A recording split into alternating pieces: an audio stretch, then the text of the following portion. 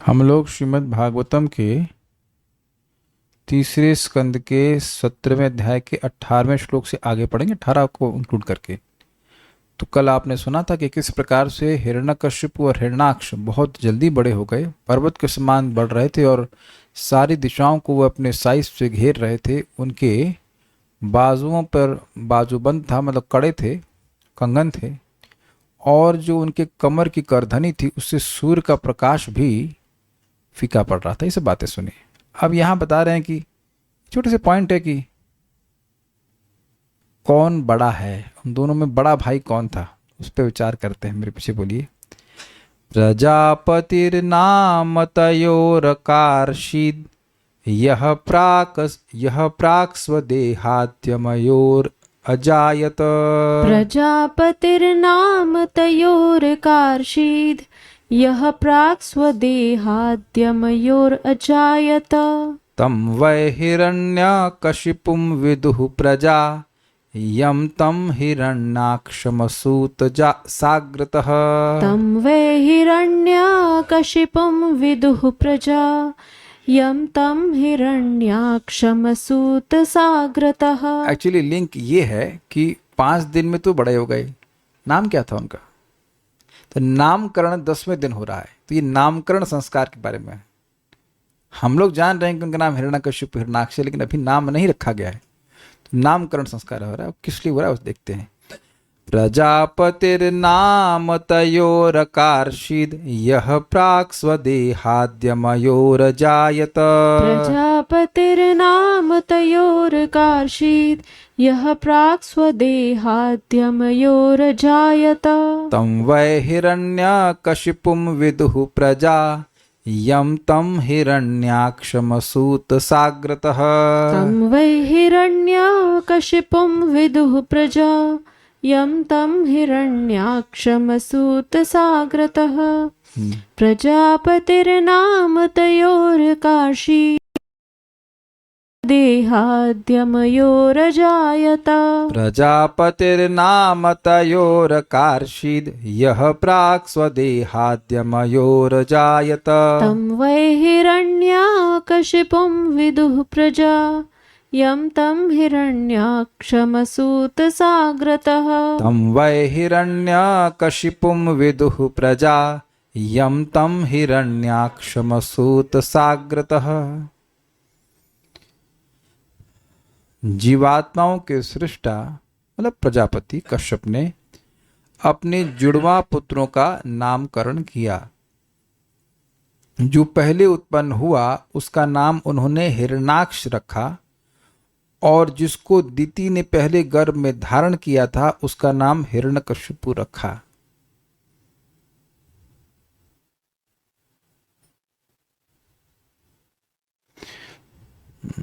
पढ़ते हैं, समझाएगा। प्रजापति कश्यप ने तयो यमयो उन दोनों जुड़वे पुत्रों का नामकरण संस्कार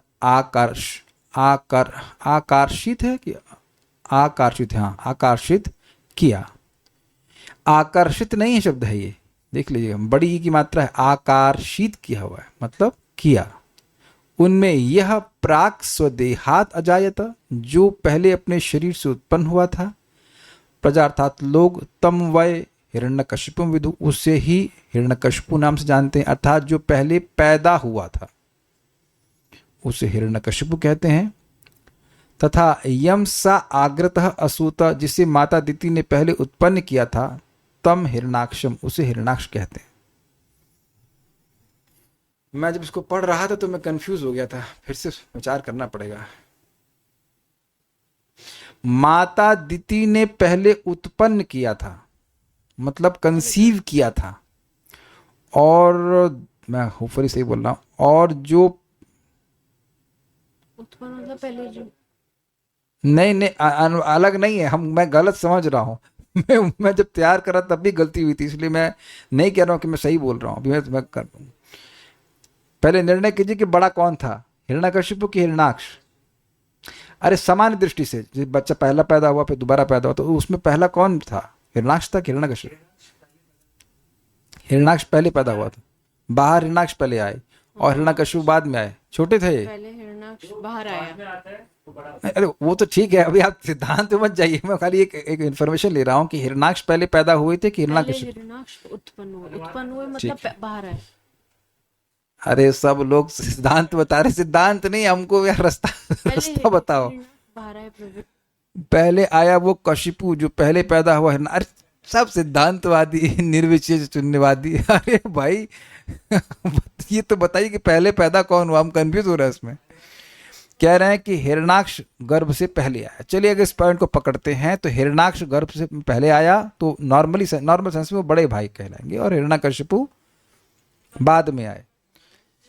तो अब धारण का मतलब है कि पिता का वीर दो भाग में विभाजित हुआ, तो पहले जो कंसीव हुआ वो था हिरण्यकशिपु, और उसके बाद कंसीव हुए हिरणाक्ष।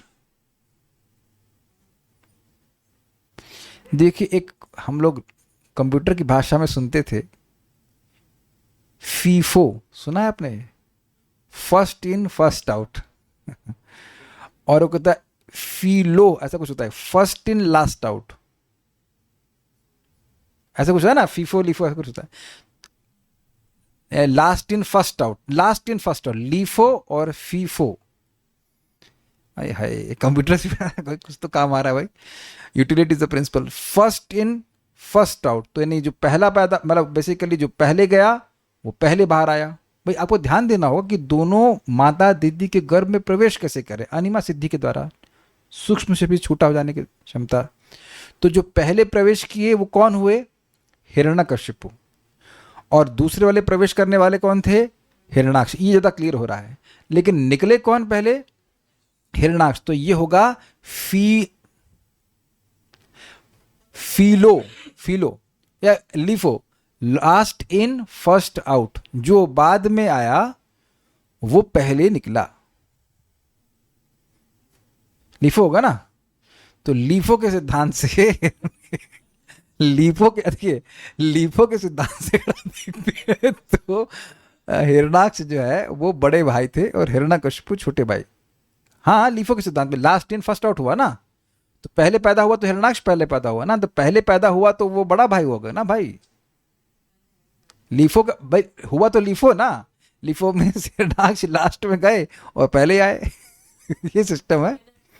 आए विनर कहिए कुछ भी कहिए, पहले वो बाद में गए और पहले बाहर आ गए, ये बात है। तो इसलिए हिरणाक्ष बड़े भाई हुए और हिरण्यकशिपु छोटे भाई हुए, जहां तक हम इस दृष्टि से। लेकिन पहले पैदा कौन हुआ था, मतलब पहले बढ़ना कौन से हुआ, कंसीव पहले कौन हुआ, हिरण्यकशिपु। तो उस दृष्टि से हिरण्यकशिपु बड़े हैं और हिरणाक्ष छोटे हैं।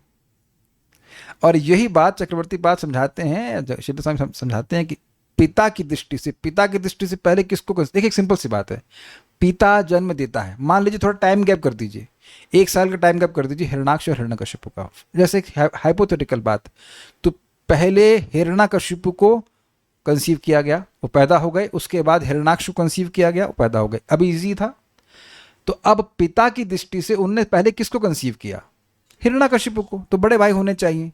तो अब वो घटना, वो जो समय है वो सब जल्दी कर दीजिए जल्दी मतलब सब एक साथ कर दीजिए। तो अब हिरण्यकशिपु और हिरणाक्ष एक साथ कंसीव हुए, एक साथ मतलब एक के बाद एक कंसीव हुए हैं।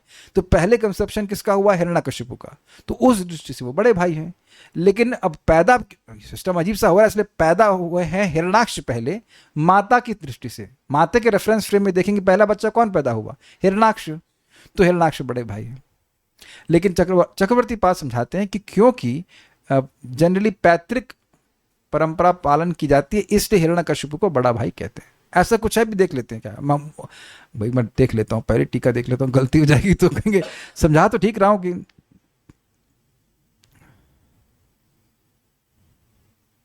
हाँ सही लिखा। पितृक्रम पिता के आधार पर हिरण्यकशिपु ज्येष्ठ माने जाते हैं कि कश्यप द्वारा पहले उन्हीं को माता के गर्भ में स्थापित किया गया, और पितृ प्रधान व्यवस्था होने के कारण हिरण्यकशिपु को ही ज्येष्ठ कहा गया है। मुझे यही याद आ रहा था कि हिरणाक्ष जो है वो छोटे भाई थे, उनको छोटे भाई के रूप में प्रसिद्धि थी, उनके बड़े भाई के रूप में प्रसिद्धि नहीं थी, ये बात है।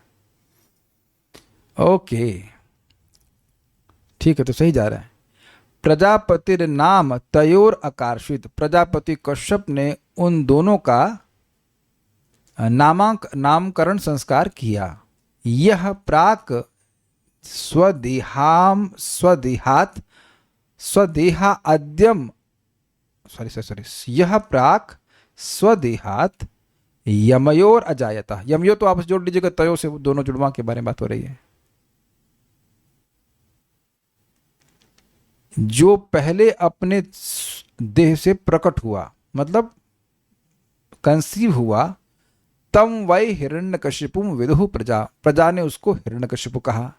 यह यम तम हिरणाक्षम असूत साग्रतः, जो पहले पैदा हुआ उसको हिरणाक्ष कहा। कह रहे कि अन्वय पूरा नहीं हुआ क्या? ऐसा मैंने छोड़ दिया था क्या? लास्ट वाला था यम सा आग्रता, जिसे माता दिति ने पहले असूत अर्थात उत्पन्न किया था, तम हिरणाक्षम, उसे हिरणाक्ष कहते हैं। श्रीधरी पढ़िए वेदवाद में। उन दोनों जुड़वों में से महर्षि कश्यप के शरीर से जो पहले उत्पन्न हुआ उसको प्रजाओं ने हिरण्यकशिपु के नाम से जाना, और दिति ने जिसको पहले जन्म दिया उसका नाम उन्होंने हिरण्याक्ष रखा, और प्रजाओं ने इसको इसी नाम से जाना। अच्छा, इन नामों का मतलब जानते हैं? कौन जानता है यहाँ पे? आप जानती हैं? हमने बताया बच्चों को। बच्चे आप लोग जानते हो हिरण्यकशिपु का नाम हिरण्यकशिपु क्यों नहीं है? आपका नाम हिरण्यकशिपु रख देते तो बुरा लगता कि अच्छा लगता?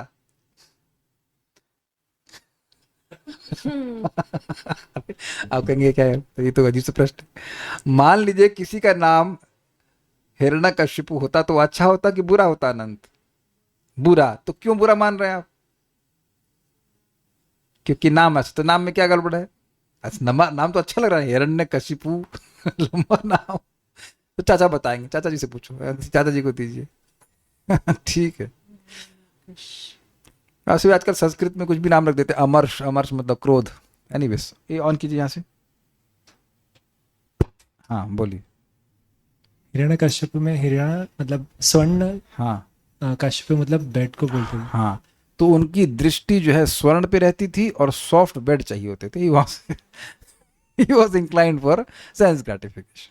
अच्छा, और हिरणाक्ष, चलिए हिरण्यकशिपु तो खराब हो गया, असुर। हिरणाक्ष कहते तब, हिरणाक्ष का मतलब कहते, इजी है, वेदवाद नहीं बता देंगे। हाँ हाँ माइक पे बता। हाँ सही सही जा रही, बोलिए। गोल्डन, और अक्ष मतलब आंखें। नहीं ये तो अच्छा अर्थ दे दिया आपने। हिरणाक्ष मतलब सुनहरी आंखों वाला।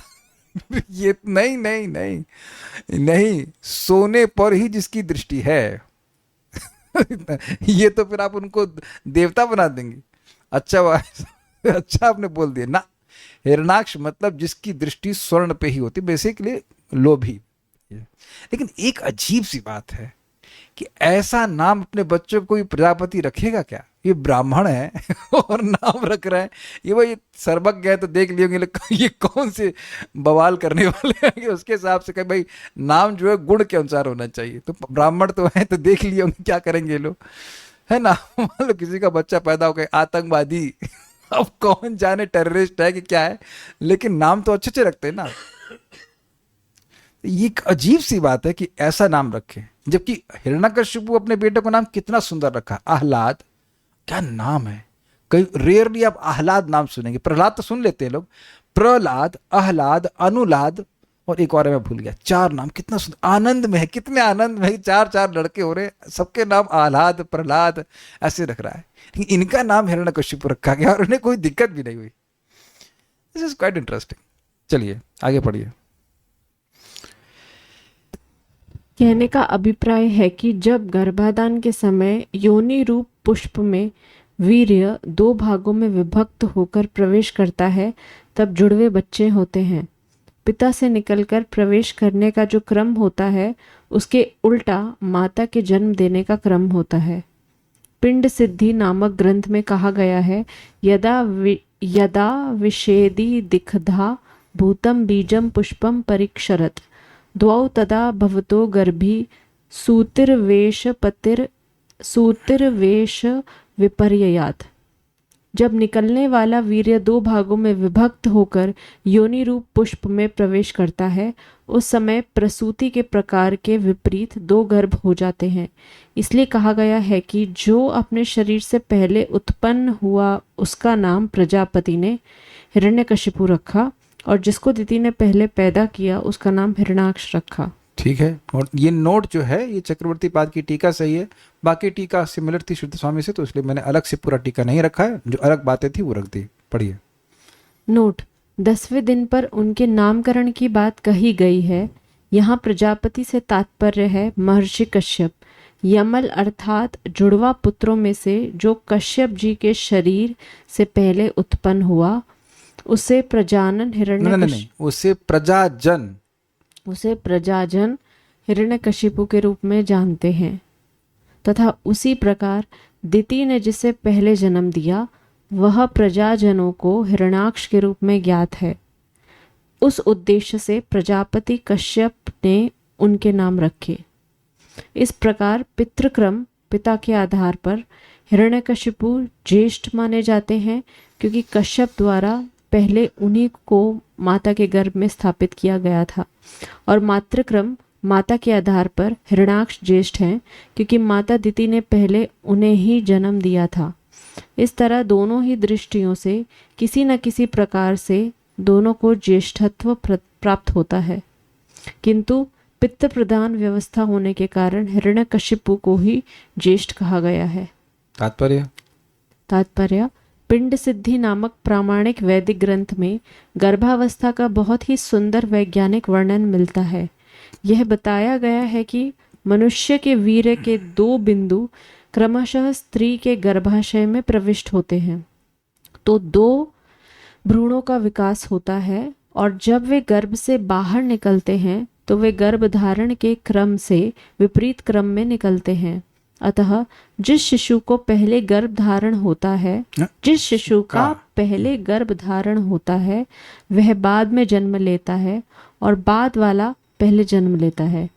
यहाँ पर हिरण्याक्ष पहले प्रकट होता है, जिसका तात्पर्य यह हुआ कि वह बाद में गर्भ में आया था, जबकि हिरण्यकशिपु पहले गर्भ में आया था, इसलिए वह बाद में प्रकट हुआ। Is it not simple? अब हम लोग आगे के श्लोकों को देखते हैं।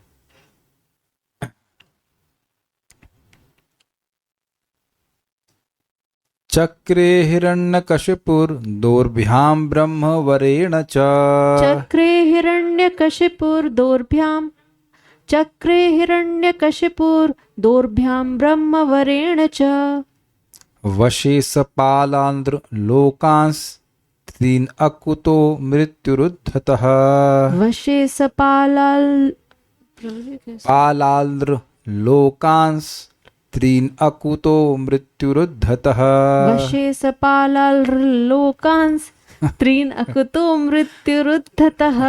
Sanskrit is amazing. चक्रे हिरण्यकशिपुर्दोर्भ्यां। एक इंटरेस्टिंग बात हम बहुत बोलना चाहते हैं। अगर ऐसे किसी दो आतंकवादियों के वर्णन आप सुन रहे होते तो कोई प्रसन्नता होती है? ये कितना अद्भुत है भागवत। लोगों की आतंकवाद और आतंकवादियों की चर्चा करने में रुचि है, इसकी व्याख्या करने की तो जरूरत है ही नहीं है। यहाँ ये बवाल हुआ, ये करते, ये सारे के सारे आतंकवादी मिल करके भी हिरण्यकशिपु और हिरण्याक्ष के चरणों की धूल भी नहीं है। They may aspire life after life to become a dust of the feet of lotus feet of Hiranyakashipu. फिर भी उनका चर्चा सुन करके हम आतंकवादियों की चर्चा सुन करके मन खिन्न होता है। और यहाँ देखिए श्लोक पे श्लोक बोले जा रहे हैं सुखदेव गोस्वामी के द्वारा, असुरों का ही तो वर्णन कर रहे हैं।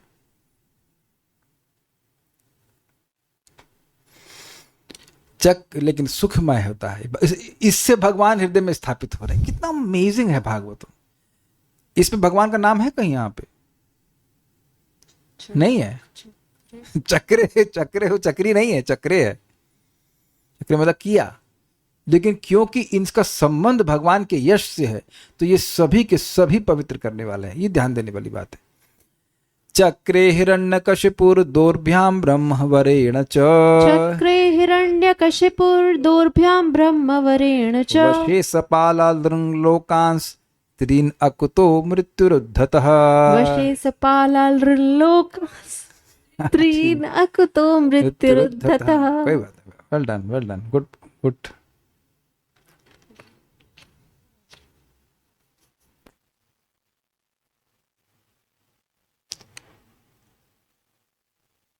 ज्येष्ठ पुत्र हिरण्यकशिपु को तीनों लोकों में किसी से भी अपनी मृत्यु का भय न था, क्योंकि उसे ब्रह्मा से वरदान प्राप्त हुआ था।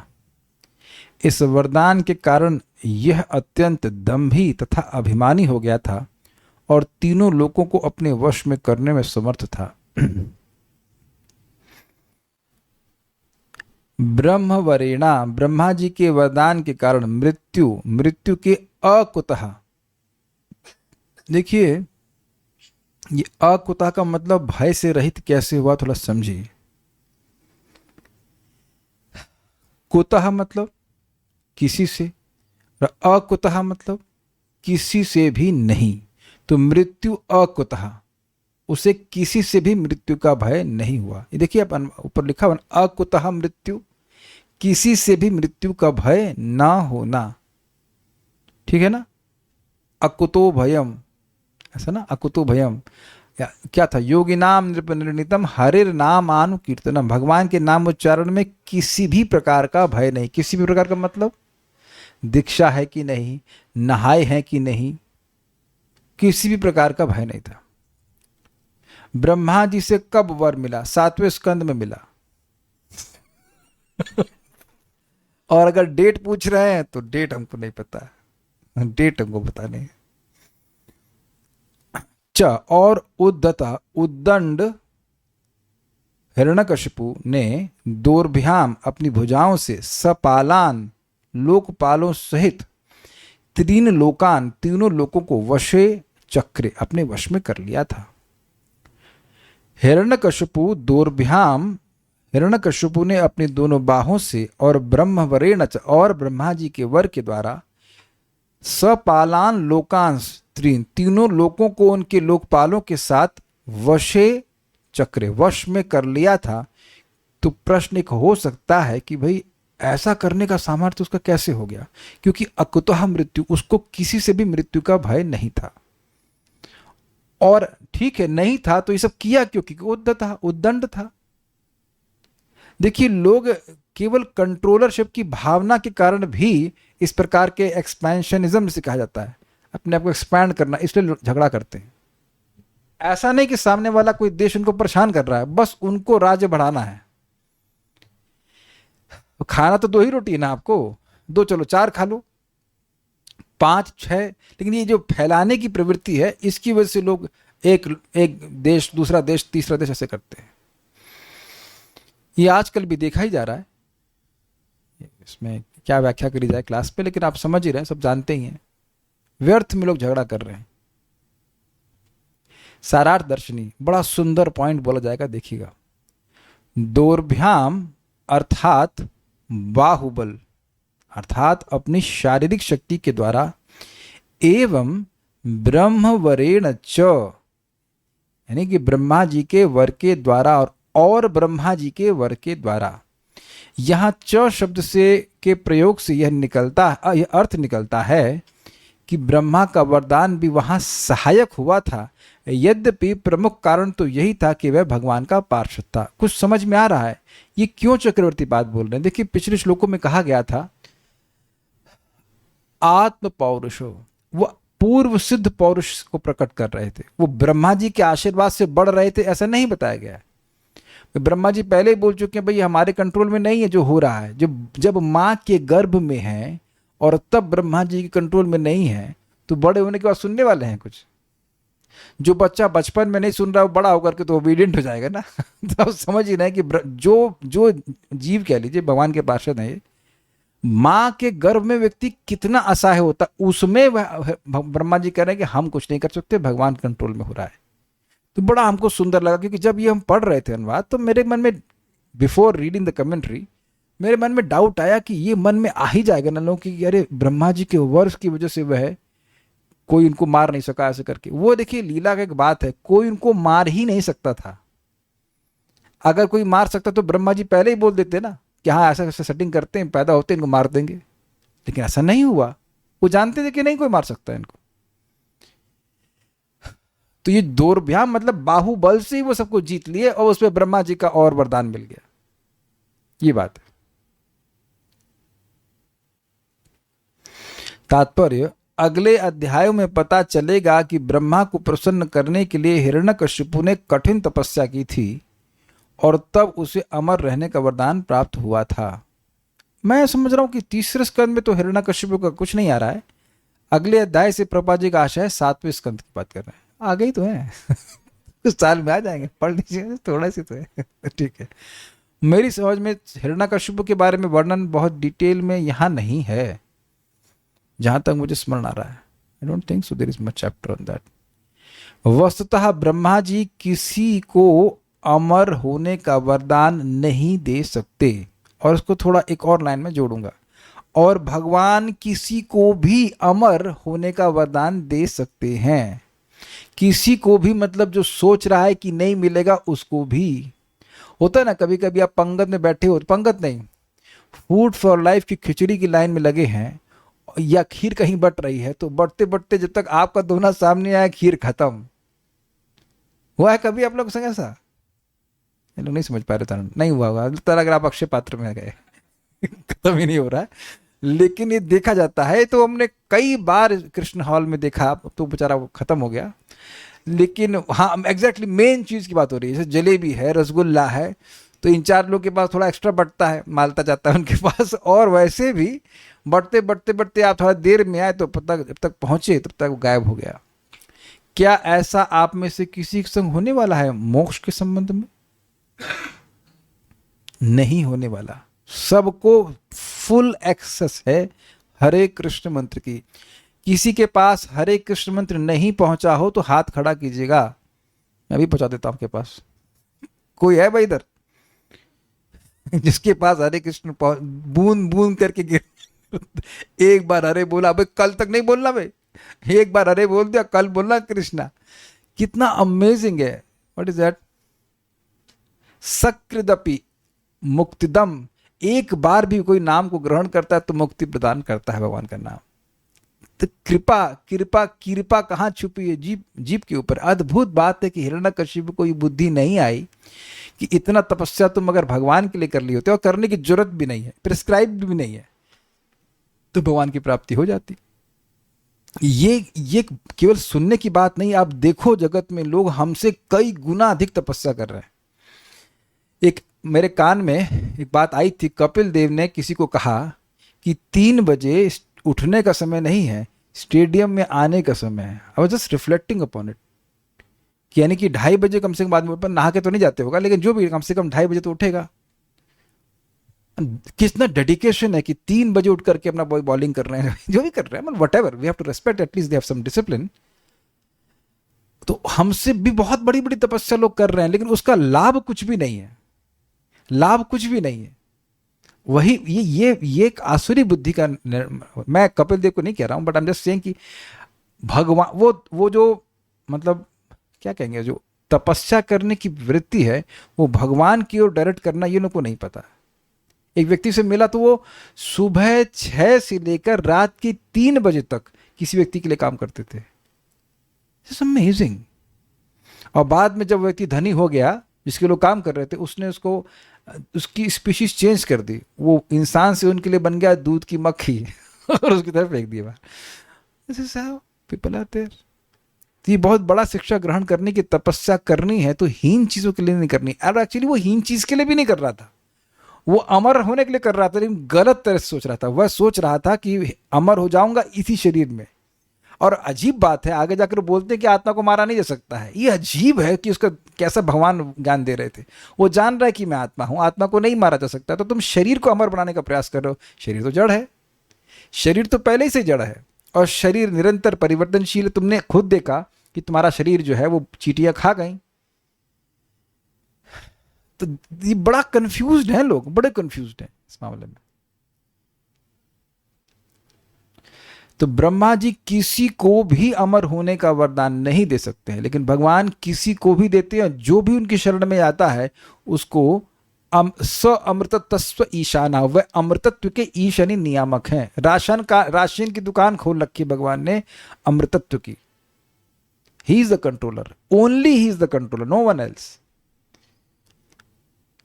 हस्ते नस्त नताप वर्ग, हाथ में रखे रहते हैं मुक्ति को, कि कोई प्रणाम करे तो उसको तुरंत दे दूं।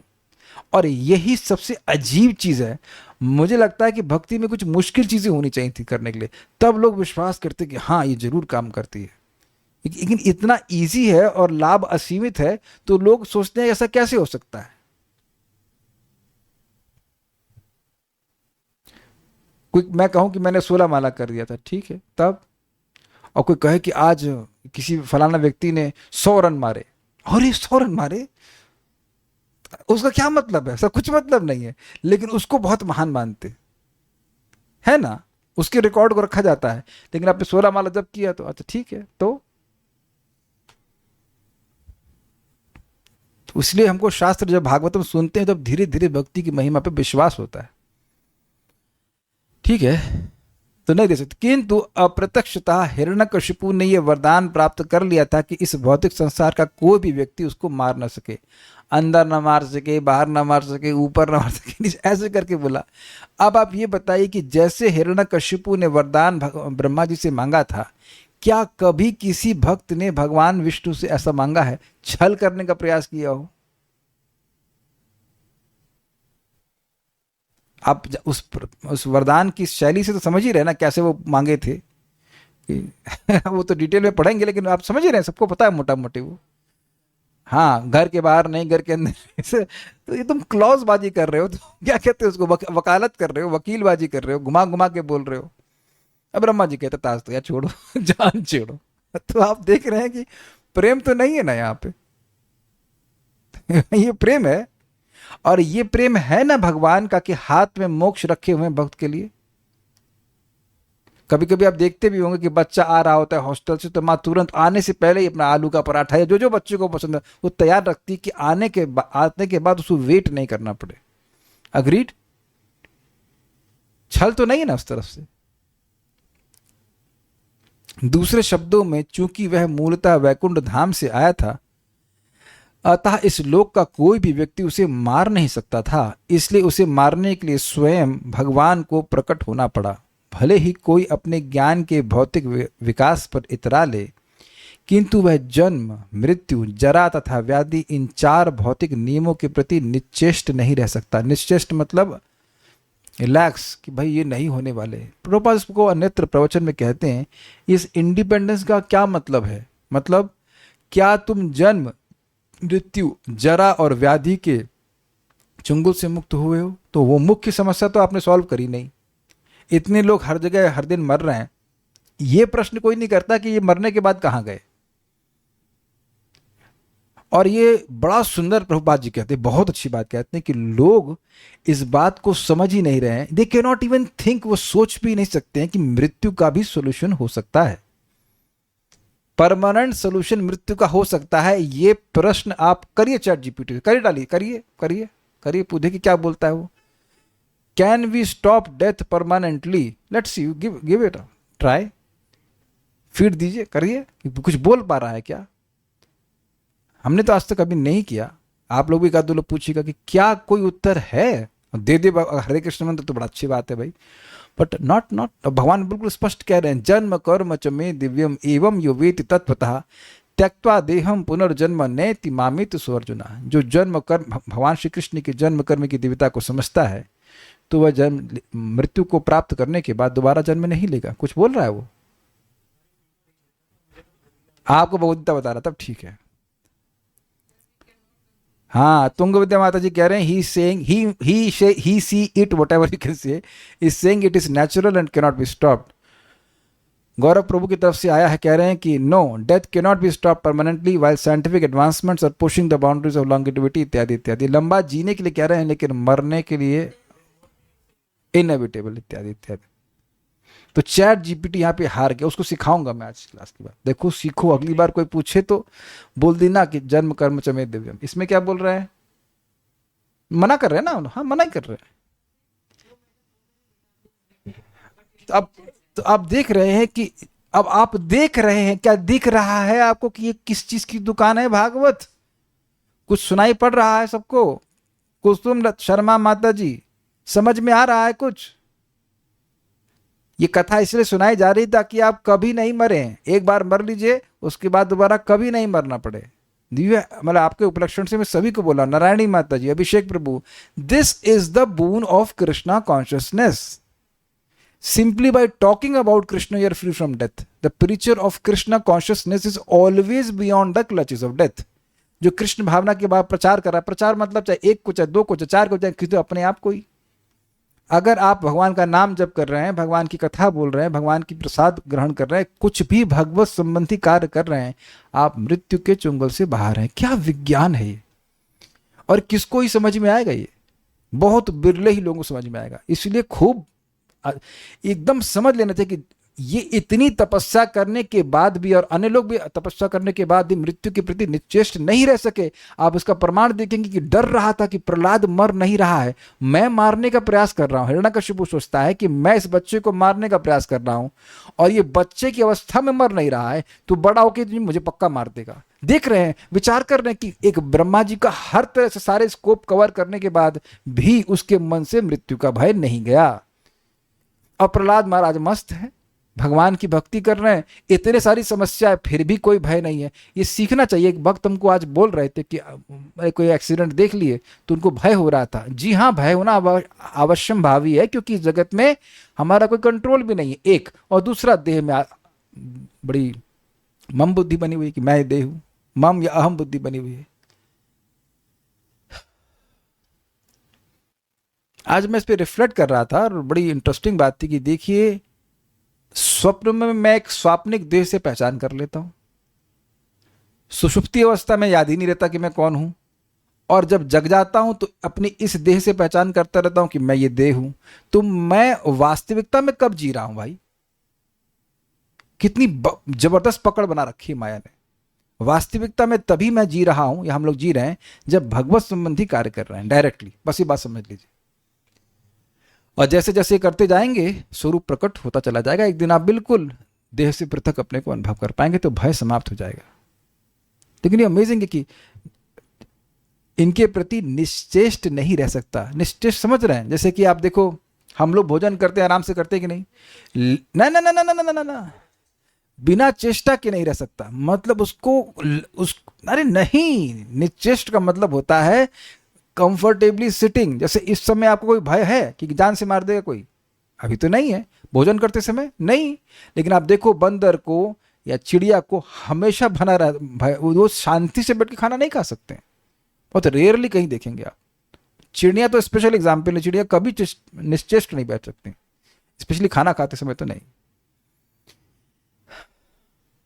तो निश्चेष्ट मीन्स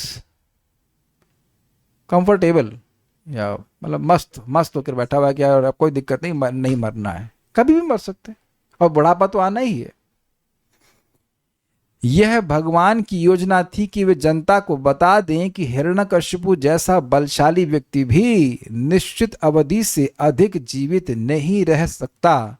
भले ही कोई हिरण्यकशिपु के समान बलशाली तथा अभिमानी और तीनों लोगों को अपने वश में करने वाला क्यों ना हो ले, किंतु उसे चिरकाल तक जीवित रहने या लूट का माल रखने की छूट नहीं है। ये तो काफी हो गया। This is amazing. न जाने कितने सम्राटों ने शासन किया होगा, किंतु वे सभी अब विस्मृति के गर्भ में विलीन हो गए हैं। यहां इस संसार का इतिहास है। बड़ी सुंदर बात है। इतना महान दैत्य, और आज उसका नाम याद रखना पड़ रहा है लोगों को। तो उनके आगे हम क्या हैं? हम लोगों को सर्वश्रेष्ठ उपलब्धि भगवत प्रेम प्राप्त करने के लिए नम्र होना है, श्रेष्ठ नहीं बनना है। Is it not easy? अब मैं कहूँगा ईजी क्यों? कितने लोगों को अपनी माँ से चप्पल नहीं खाए हैं वो कि नंबर मैथमेटिक्स में कम आए? नहीं खाए हो तो बताइएगा। चप्पल नहीं खाए हो तो थप्पड़। आज हाथ दूर कर, हाथ दूर कर, हाथ दूर कर, टिक टिक टिक। तो आप देख रहे हैं ये नहीं खाए इसलिए इनके नंबर भी कम आए।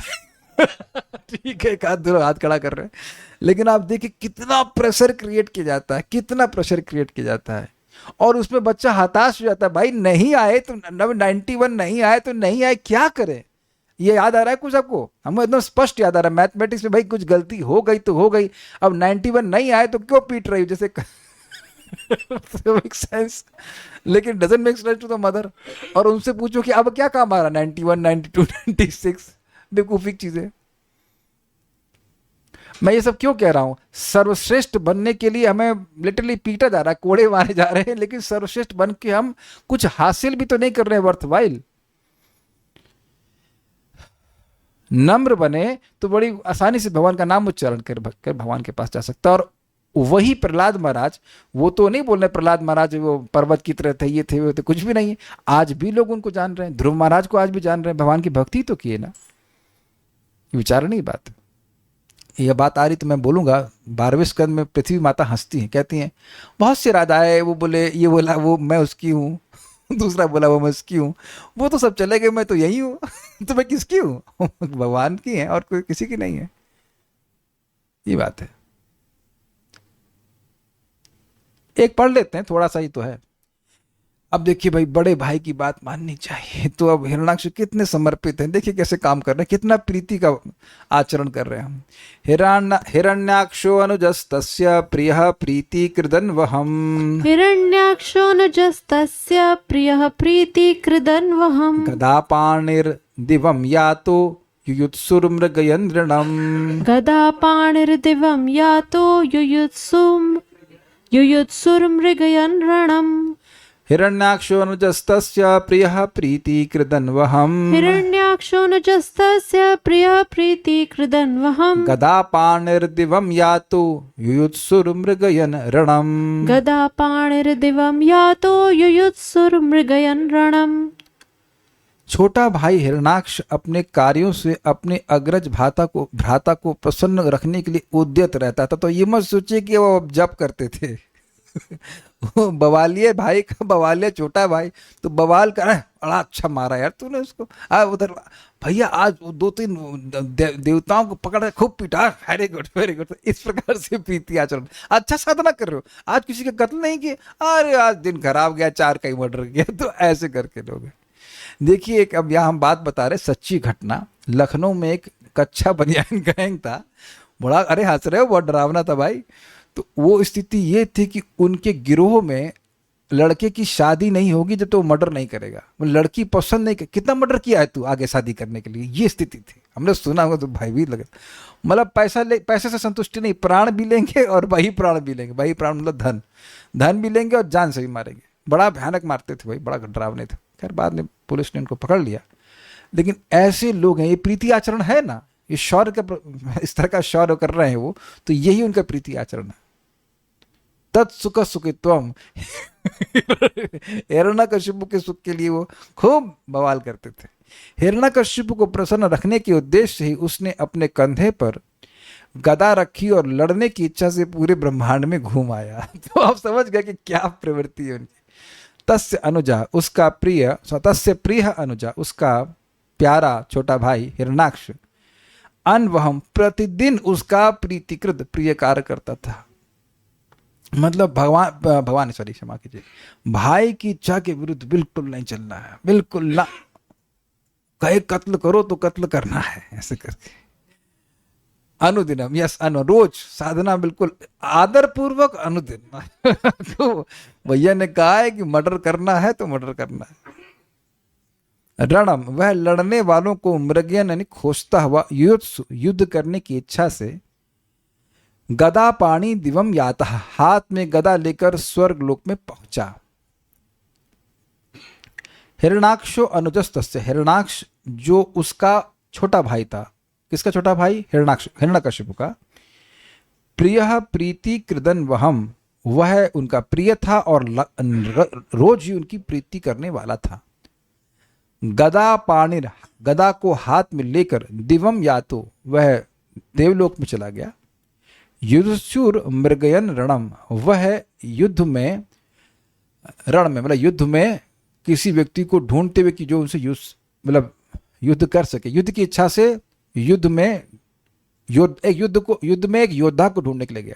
देखिए यही लफड़ेबाजी है। जब लोगों के पास थोड़ा बल आ जाता है तो वो लोगों को परेशान करते ही हैं इन जनरल। बहुत कम होगा कि आपके पास, क्या कह सकते हैं उसको, सॉवरेन पावर्स बोलते हैं, मतलब सॉवरेन पावर्स बोलते हैं ना, अनमैचेबल पावर्स हो और हम किसी को परेशान नहीं करें।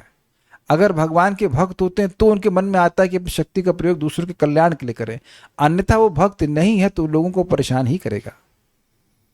ये बात है, तात्पर्य। यह आसुरी प्रवृत्ति है कि परिवार के सभी सदस्यों को अपनी इंद्रिय तृप्ति के लिए इस ब्रह्मांड के समस्त साधनों का उपभोग करना सिखाया जाए, जबकि दैवी प्रवृत्ति भगवान की सेवा में प्रत्येक वस्तु को लगाने के लिए प्रेरित करती है। ये समझे, एक असुर बाप ये बोलेगा बेटा तुम ये करो तुम वो करो, भगवान को कुछ अर्पित करो, ये नहीं। एक मकान बना लिया, फिर दूसरा बनाओ, फिर तीसरा बनाओ, फिर चौथा बनाओ, ऐसे करके। या मकान का एग्जाम्पल ले रहा हूँ, बाकी पैसा कमाओ, ये करो, लोगों को प्रताड़ित करो, परेशान करो, यही सबको होता हुआ दिख रहा है। Basically become a first class sense enjoyer, ये वो पिताजी सिखाते हैं, यही बात प्रपात करें। हिरण्यकशिपु स्वयं अत्यंत बलशाली था और उसने अपने छोटे भाई हिरण्याक्ष को भी बलवान बनाया था, जिससे वह हर एक से लड़ने और प्रकृति पर जहां तक संभव हो स्वामित्व प्राप्त करने में उसकी सहायता कर सके, और यदि संभव हो तो वह सदा के लिए ब्रह्मांड पर शासन करना चाहता था। ये सब आसुरी जीव की प्रवृत्ति के प्रदर्शन है। बड़ी सुंदर बात है, आपको बताऊंगा इस संबंध में। महाराज परम पूज्य वृंदावन चंद महाराज समझा रहे थे कि भक्त को वास्तविक रूप से कैसे रहना चाहिए, अतिथि की तरह। और this is brilliant, this is super nice. अपने ही घर में अतिथि की तरह रहना चाहिए। कुछ समझ में आया आपको? एक लाइन कितनी जबरदस्त है, कोई शास्त्र से ही कोट कर रहे थे। अभी मैं कुछ दिन पहले दिल्ली गया था, तो एक भक्त में घर में गए थे, बड़ा अच्छा घर दिया था, एसी था रूम में, सब कुछ। लेकिन मुझे पता है कि मैं कल सुबह यहां से जा रहा हूं। तो क्या मैं वहां डर रहा था? डर तो नहीं रहा था। भोजन भी किया, क्लास दिया, सब कुछ दिया, लेकिन अतिथि मतलब अतिथि की उस घर की किसी भी वस्तु में कोई मम बुद्धि नहीं होती है। कैच किया आपने? और ये देखने का प्रयास कीजिए कि आपका और मेरा जो तथाकथित घर है वो आपका है नहीं।